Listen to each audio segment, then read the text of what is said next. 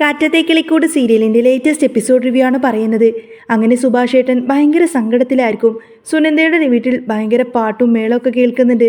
ആ സമയത്ത് ഭാസ്കരൻ അങ്ങോട്ടേക്ക് വന്നിട്ട് കുറേ അധികം ചിക്കനൊക്കെ എടുത്തു കൊടുക്കും.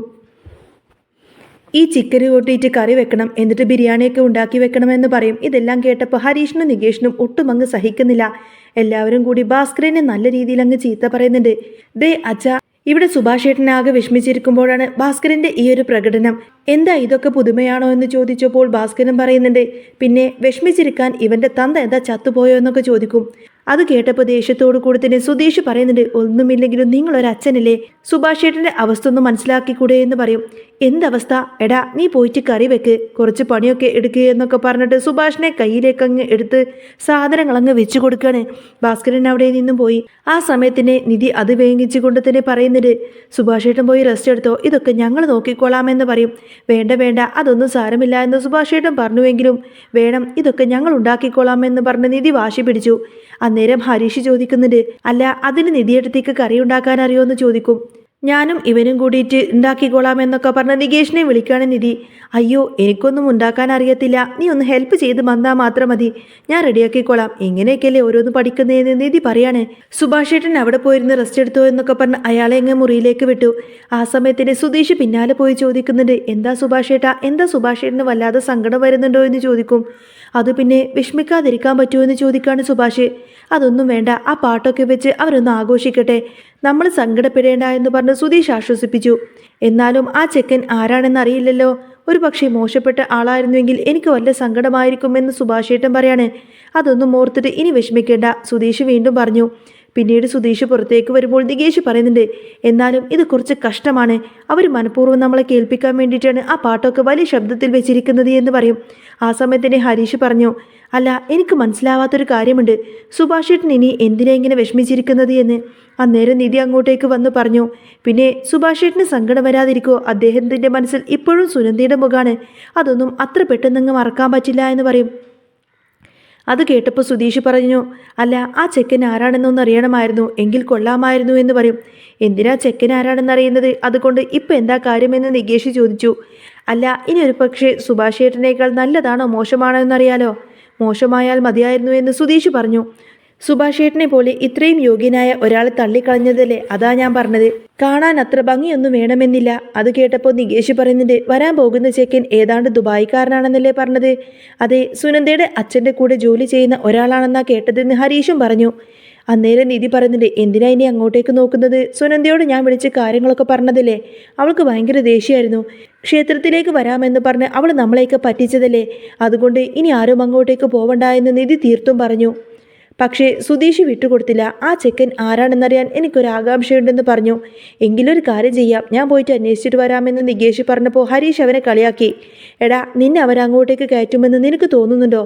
ഒടുവിൽ സുധീഷ് പറയുന്നുണ്ട്, ഞാൻ തന്നെ പോയിക്കോളാമെന്ന്. നിധിക്ക് അത്ര അതങ്ങ് ഇഷ്ടപ്പെടുന്നില്ല.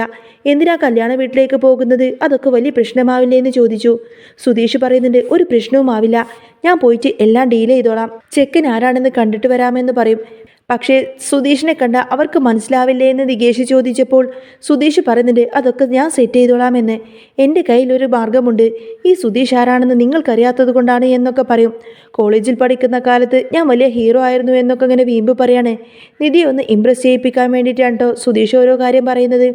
സുധീഷ് പറയുന്നുണ്ട്, ഞാൻ പോയിട്ട് അവൻ എൻ്റെ സുഭാഷ് ഏട്ടനേക്കാൾ മിടുക്കനാണോ എന്ന് നോക്കട്ടെ എന്ന് പറയും. പിന്നീട് സുധീഷ് പെട്ടെന്ന് തന്നെ വേഷമൊക്കെ മാറി നേരെ കല്യാണ വീട്ടിലേക്ക് എത്തുകയാണ്. ഷർട്ടൊക്കെ ഇൻസൈഡ് ചെയ്ത് മാസ്കും വെച്ച് കൂളിംഗ് ഗ്ലാസ്സൊക്കെ വെച്ചുകൊണ്ട് തന്നെ ഒരു തൊപ്പിയൊക്കെ വെച്ചിട്ടുണ്ടാവും. അവിടെ ലളിതയും ഗംഗാധരനൊക്കെ നിൽക്കുന്നത് കണ്ടു. ഗംഗാധരൻ ചോദിക്കുന്നത്, എടാ അതാരാടാ വരുന്നത് എന്ന്. അന്നേരം ലളിത പറയുന്നത്, ആ അതുതന്നെയാണ് എനിക്കും മനസ്സിലാവാത്തത്, ഒരു നിമിഷം താൻ പിടിക്കപ്പെട്ടോ എന്ന് സുധീഷ് പേടിച്ചുവെങ്കിലും പെട്ടെന്ന് ക്യാമറാമാൻ്റെ അടുത്തേക്ക് ചെന്ന് കൊടുത്തിനെ ഏത് ലെൻസാണ് ഉപയോഗിക്കുന്നത് എന്നൊക്കെ ചോദിച്ചിട്ട് സീൻ അങ്ങ് മാറ്റി. 50mm ആണെന്നൊക്കെ പറഞ്ഞ് ഓരോന്നും കാര്യങ്ങളൊക്കെ ചോദിച്ചറിയാണ്. അപ്പോഴേക്കും അവർ വന്ന് ചോദിക്കുന്നുണ്ട്, നിങ്ങൾ ആരാണ്, കസിൻസ് ആണോ എന്ന്. സുധീഷ് തട്ടിവിട്ടു, ഞാൻ കല്യാണ ചെക്കൻ്റെ ഫ്രണ്ടാണെന്നൊക്കെ. ഓ അങ്ങനെയാണോ, പക്ഷേ ഈ വേഷം എന്താ, മാസ്കൊക്കെ എന്തിനാണ് വെച്ചിരിക്കുന്നത് എന്ന് അവർക്ക് ചെറിയ സംശയം. അന്നേരം സുധീഷ് പറയുന്നുണ്ട്, ഞങ്ങൾ ഫ്രണ്ട്സ് ഇങ്ങനെയൊക്കെയാണ്, കല്യാണ സമയത്ത് പണി കൊടുക്കാൻ വേണ്ടിയിട്ട് ഓരോ കാര്യങ്ങൾ പ്ലാൻ ചെയ്യുന്നതാണ് എന്ന് പറയും. ഞാൻ വരുന്നതൊന്നും അവനറിയില്ല, ഒരു സർപ്രൈസ് കൊടുക്കാൻ വേണ്ടിയിട്ടാണ് ഞാൻ വന്നിരിക്കുന്നത് എന്ന് പറയും. ശരി ഫോട്ടോസ് എടുത്തോ എന്ന് ക്യാമറാമാൻ പറഞ്ഞപ്പോൾ ഇപ്പോൾ വേണ്ട, സർപ്രൈസ് ഒക്കെ കൊടുത്തു കഴിഞ്ഞതിന് ശേഷം എടുത്താൽ മതിയെന്ന് സുധീഷ് പറഞ്ഞു. അന്നേരം ലളിത ഗംഗാധരനോട് പറയുന്നുണ്ട് അത് ഫോട്ടോ എടുക്കാൻ വന്നവന്റെ കൂടെയുള്ള ആളായിരിക്കുമെന്ന്. സുധീഷ് ചുറ്റും നോക്കി ആരെങ്കിലും തിരിച്ചറിയുന്നുണ്ടോ എന്ന്. ഭാഗ്യത്തിന് ആരും തന്നെ തിരിച്ചറിഞ്ഞില്ല. സുധീഷ് പതുക്കെ മണ്ഡപത്തിന്റെ അടുത്തേക്ക് നീങ്ങി. ആ സമയം സുനന്ദ വല്ലാതെ ടെൻഷനോട് സുധീഷിനെ നോക്കി നിൽക്കുകയാണ്. വേഷം മാറിയാലും അവൾക്ക് ഒരു സംശയം തോന്നിയിരുന്നു, അത് സുധീഷാണോ എന്ന്. അപ്പോഴേക്കും ഫോണിൽ തനയൻ്റെ ഫോണിലേക്ക് ഒരു കോൾ വന്നു. ആൾ മാറി നിന്ന് സംസാരിക്കാൻ തുടങ്ങി. ലളിതയും അവിടെ നിൽക്കുന്നുണ്ടായിരുന്നു. കുറച്ച് കഴിഞ്ഞ് ലളിതയെ വിളിച്ചിട്ട് തെങ്ങ് നോക്കാൻ വേണ്ടിയിട്ട് ആരോ വരുന്നുണ്ട് എന്ന് പറഞ്ഞ് അങ്ങോട്ടേക്ക് വിട്ടു. മണ്ഡപത്തിലിപ്പോൾ ചെക്കനും പെണ്ണും മാത്രം. സുധീഷ് ഫോണിൽ അവരുടെ ഫോട്ടോസ് എടുക്കാൻ തുടങ്ങി. തനയൻ തിരിച്ചു വന്ന് ചോദിക്കുന്നുണ്ട്, അല്ല നിങ്ങളേതാ, നിങ്ങൾ എന്തിനാ വന്നിട്ട് ഫോട്ടോസൊക്കെ എടുക്കുന്നത് എന്ന് ചോദിക്കും. സുധീഷ് പറയുന്നുണ്ട്, ഇപ്പോഴൊക്കെ ഫോണിൽ എടുത്തിട്ട് പിന്നെ ക്യാമറയിലേക്ക് എഡിറ്റ് ചെയ്യാണ് പതിവെന്ന്. അയാളത് വിശ്വസിച്ചു. എന്നിട്ട് പറയുന്നുണ്ട്, എങ്കിൽ എൻ്റെ ഫോണിലും ഞങ്ങളുടെ കുറച്ച് ഫോട്ടോസ് എടുത്ത് തരണമെന്ന് പറയും. അതിനെന്താ സർ, എടുത്തു തരാമല്ലോ എന്ന് സുധീഷ് പറഞ്ഞു. ഇതേ സമയം നികേഷും നിധിയൊക്കെ അടുക്കളയിൽ ബിരിയാണി വെക്കാനുള്ള തിരക്കിലായിരിക്കും. കഷ്ണങ്ങളൊക്കെ കട്ട് ചെയ്യുന്നതിനിടയിൽ തന്നെ നികേഷ് ചോദിക്കുന്നുണ്ട്, അല്ല നിധിയെടുത്തി, ഇനി എന്താ ഞാൻ ചെയ്തു തരേണ്ടത് എന്ന് ചോദിക്കും. മുളക് പൊടിയോ മല്ലിപ്പൊടിയോ ഒക്കെ വേണം, അതെവിടെയാ വെച്ചിരിക്കുന്നത് എന്ന് ചോദിച്ചപ്പോൾ നികേഷ് അതൊക്കെ കാണിച്ചു കൊടുത്തു. ഹരീഷ് വന്നിട്ട് എന്തെങ്കിലും സഹായം വേണോ എന്ന് ചോദിച്ചപ്പോൾ നിധി വേണ്ട എന്ന് പറയാണ്. എന്നാലും സവാളയൊക്കെ കട്ട് ചെയ്യാൻ വേണ്ടിയിട്ട് ഹരീഷും കൂടെ കൂടി. നിധി പറഞ്ഞു, ഇനി ഇത് തയ്യാറാക്കിയാൽ മതി എന്ന് പറയും. പക്ഷേ പാത്രം നോക്കിയപ്പോൾ നല്ലതൊന്നും കിട്ടുന്നില്ല. ഒടുവിൽ കുക്കറിൽ വെച്ച് തന്നെ തയ്യാറാക്കാമെന്ന് നിധി തീരുമാനിച്ചു. യൂട്യൂബിലൊക്കെ നോക്കിക്കൊണ്ടായിരിക്കട്ടോ അവരാ ഒരു ബിരിയാണി എല്ലാം തന്നെ വെക്കുന്നത്. നിധിക്കാണെങ്കിൽ ഇത്രയും കാലമായിട്ട് ഭക്ഷണമൊന്നും പാചകം ചെയ്യാത്തത് കൊണ്ട് തന്നെ ഇതിൻ്റെ കാര്യങ്ങളൊന്നും വലിയ അങ്ങ് വിഷമില്ല. ഗ്യാസ് കത്തിക്കാൻ നോക്കിയപ്പോൾ അത് കത്തുന്നില്ല. നികേഷ് നോക്കിയിട്ടും അത് ശരിയാവുന്നില്ല. അയ്യോ, ഗ്യാസ് തീർന്നു പോയതാണോ അതോ ഇനി വേറെന്തെങ്കിലും പ്രശ്നമാണോ എന്ന് നിധി ആകെ ടെൻഷനാവാണ്. സുഭാഷ് വന്ന് ഗ്യാസ് ബുക്ക് ചെയ്യാൻ മറന്നു കാണും. ഞായറാഴ്ച ആയതുകൊണ്ട് തന്നെ വിളിച്ചാലും കിട്ടുന്നില്ല. ഫ്രിഡ്ജിൽ വെക്കാമെന്ന് വെച്ചാൽ ഫ്രിഡ്ജ് വർക്ക് ചെയ്യുന്നില്ല. ഈ വാങ്ങിച്ചു വെച്ച ചിക്കനെല്ലാം തന്നെ ചീത്തയായി പോവല്ലോ. ഒടുവിൽ സുഭാഷ് ഏട്ടൻ അങ്ങോട്ടേക്ക് വന്നു. എന്നിട്ട് ഗ്യാസ് തീർന്ന കാര്യം പറഞ്ഞപ്പോൾ അയാൾ പറയുന്നുണ്ട്, ഓ അതൊന്നും സാരമില്ല, ഞാൻ പുറത്ത് അടുപ്പത്ത് വെച്ചിട്ട് ഭക്ഷണം ഉണ്ടാക്കിക്കോളാമെന്ന് പറഞ്ഞപ്പോഴും നിധി അതിന് സമ്മതിക്കുന്നില്ല. അയ്യോ വേണ്ട, സുഭാഷ് ഏട്ടൻ വെറുതെ കഷ്ടപ്പെടേണ്ട, ഞങ്ങൾ നോക്കിക്കോളാമെന്ന് പറയും.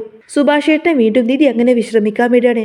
ഇതേ സമയം അവിടെ മണ്ഡപത്തിൽ സുധീഷ് സുനന്ദയെ നോക്കി. അവൾക്ക് ഉടനെ തന്നെ സുധീഷിനെ മനസ്സിലായിരുന്നു. പെട്ടെന്ന് കണ്ണട മാറ്റിയപ്പോൾ അവൾ ചോദിക്കുന്നുണ്ട്, എടാ നീയോ, നീ എന്താ ഇവിടെയെന്ന് ചോദിക്കും. സുധീഷ് അത് കേൾക്കാത്ത ഭാവത്തിൽ ചെക്കനോട് സെൽഫി എടുത്താലോ എന്ന് ചോദിക്കാണ്. അവരെയും കൂട്ടിയിട്ടൊരു സെൽഫി എടുത്തു. ആ ഇടയിൽ തന്നെ സുധീഷ് സുനന്ദയോട് പറയുന്നുണ്ട്, അതെ ഈ കല്യാണ ചെക്കനെ എനിക്കൊന്ന് കാണണമെന്നുണ്ടായിരുന്നു. എൻ്റെ സുഭാഷ് ഏട്ടനെ തേച്ചിട്ട് നീ തിരഞ്ഞെടുത്തത് ഇവനെയാണല്ലോ എന്ന് പറയും. സുനന്ദ എന്തോ അതിന് മറുപടി പറയാൻ തുടങ്ങിയെങ്കിലും സുധീഷ് അത് തടഞ്ഞു. എനിക്കെല്ലാം മനസ്സിലായി, ഇനി ഞാൻ പോവാണ്, നന്നായി ജീവിച്ചാൽ മതി എന്ന് പറഞ്ഞ് സുധീഷ് അവിടെ നിന്നും ഇറങ്ങി. അത് കേട്ടപ്പോൾ സുനന്ദക്ക് വല്ലാത്ത വിഷമമായിരുന്നു. സുധീഷ് കൂളായി അങ്ങ് വീട്ടിലേക്കെത്തി.